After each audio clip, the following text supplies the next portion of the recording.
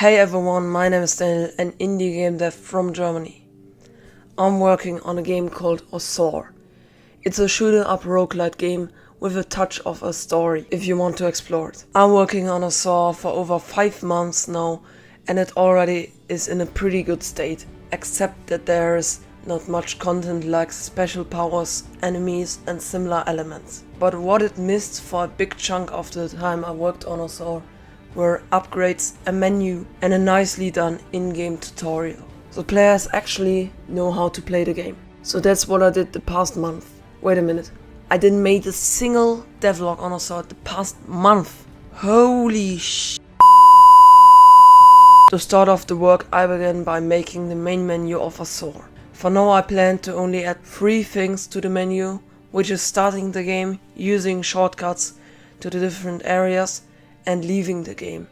But I will add an achievement page, a settings menu, a lore page, a stats page and credits later on. Anyway, to make the main menu look great, I made a nice little blue background. Then I added light and fog and I made this artwork of the broken player. Then I added text, adjusted the post-processing to fit the theme of the scene and added some UV shaders to some sprites. Now the visuals are looking pretty good, so I made starting the game as well as using shortcuts work. First I drew all the things I needed for the shortcut menu and then I brought this into Unity, which is the game engine I like to work with. After setting up the UI, I began coding. And looking back to the code lets me feel a bit like it's very ugly, but somehow it works, so who cares. But anyway, to make this even work, I needed to make a new currency first. I call these spirit orbs. And you can gain these when you die in a run or complete a run. The amount of spirit orbs you gain is 20% of the amount of flames you have.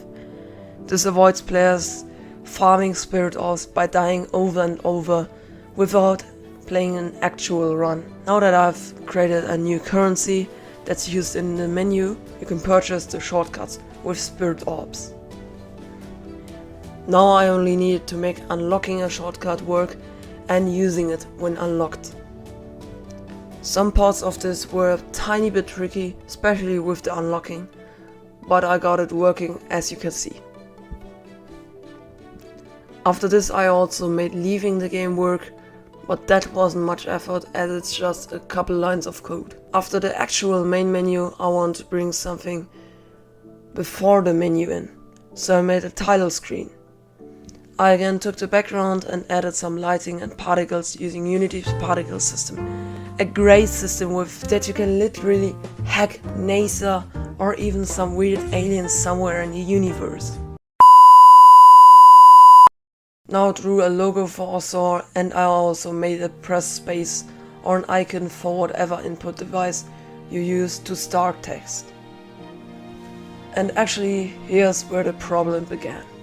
I didn't have a single idea how I can do that automatically. For those that don't know, I use a custom input system called Rewired.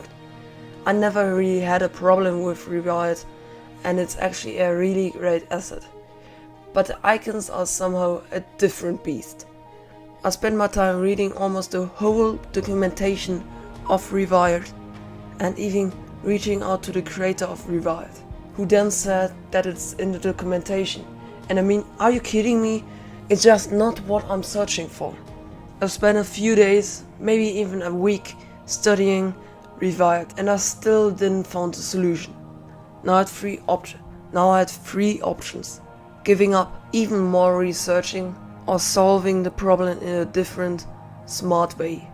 Option 1 wasn't an actual option for me, to be honest, so I only had option 2 and 3. I was also super sick of researching at this point, so I chose option 3, solving the problem cleverly in a different way. Maybe you know this guy here. His channel is called Radical Games. And he's making a game, The Outbound Ghost. And he actually had a similar problem as me. And he solved it with making a menu where you need to choose the input device you're playing with. And with that I copied I mean, took inspiration from his idea. And with that I solved the problem. And now I was done with the title screen, input icons and the first version of the main menu. But that's not all I've done. I've created an in-game tutorial for players to learn the game. I first began with making the area where the tutorial takes place. For this I took the main color in Osore, which are blue tones.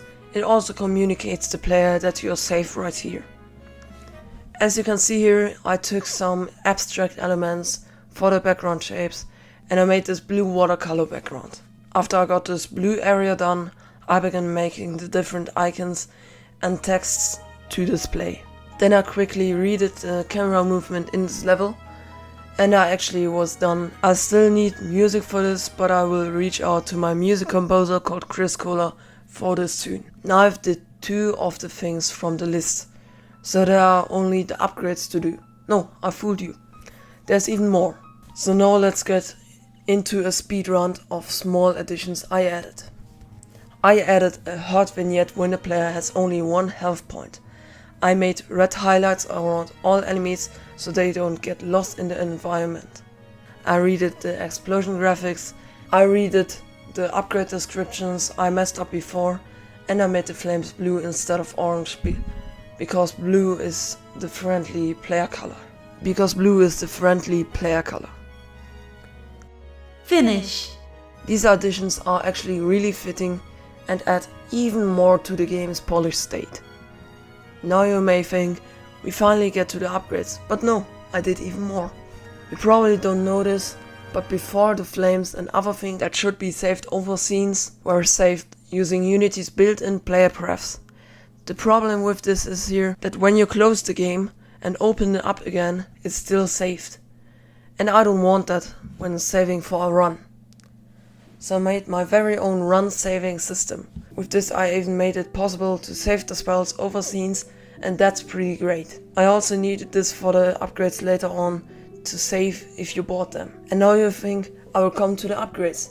And yes, that's right. To start off the journey of creating the upgrades, I first needed to come up with cool ideas for upgrades. And I needed to illustrate all of them as well as a buying icon for every single one. Lastly, I need to save when an upgrade is bought and also apply the effect to the player. So as explained, I did this for every of the 13 different upgrades. And here's what upgrades I created. The first one is the health container fill up. When buying this one, your health container capacity increases by 1.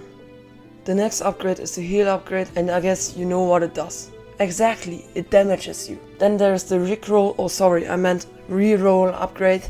This one rerolls your special upgrade, which is the very left one.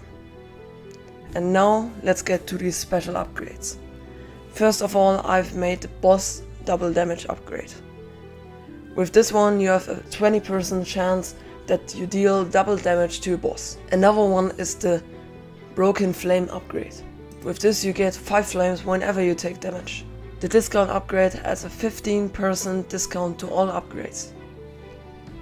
The shield of flames protects 50% of your steal's flames. So when a hater steals your flames, he steals 5 flames instead of 10. With the invincible dash, you can't take damage while you're dashing. The lifesteal upgrade gives you 1 health point back when you kill 50 enemies. The protection time upgrade slows down time for 1.5 seconds when you take damage. And the protective spell creates a field around you that destroys every enemy in it when you take damage. Then you have the Wings of Celerity, which increases the player character speed. And lastly there's the shield upgrade. With that you have a 5% chance that you get protected from losing health when you actually got hurt. And after I created all these upgrades, I wanted to take this even a step further and broke the system. I don't know what suddenly happened, because I didn't change anything of the code, but every time I bought more than 8 upgrades, Unity completely crashed. And after some really painful debugging, I found out that it was because it's super stupid to work with arrays for my purpose. So I needed to learn about lists in C#. And when I got the knowledge I needed, I replaced everything that had to do with the array with everything related to lists. And after I fixed this, what took me 3 days, I also made it all board. Special upgrades are displayed in the left bottom corner. It was quite tricky at times, but I think I solved the problems I encountered pretty clever. In my opinion, it's sometimes way better to take a bit of time and solve problems a bit creative instead of reading all documentations on the internet for weeks. Hope you enjoyed this devlog. I would highly appreciate if you subscribe to the channel and hit that little bell so you get notified when a new video releases. And I also have a Discord server, so if you want to join that, there's a link somewhere in the description. See you next time, cheers.